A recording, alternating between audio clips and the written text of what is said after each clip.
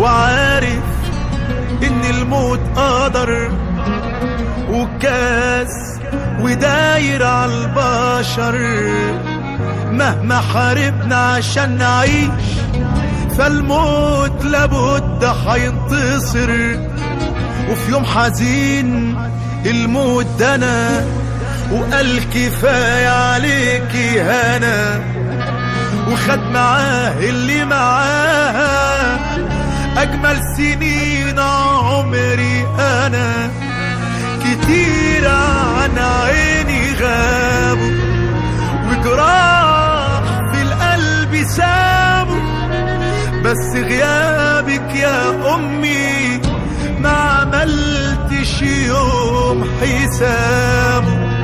يا أمي اشتقت أنا لصوتك، ما خدتش يوم على سكوتك، فقدت الفرحة بغيابك وماتت ضحكتي بموتك. كنت أقرب حد ليا، كنت أغلى الناس عليا، رحتي وفي عز احتياجي وسبتي أكبر جرح فيا.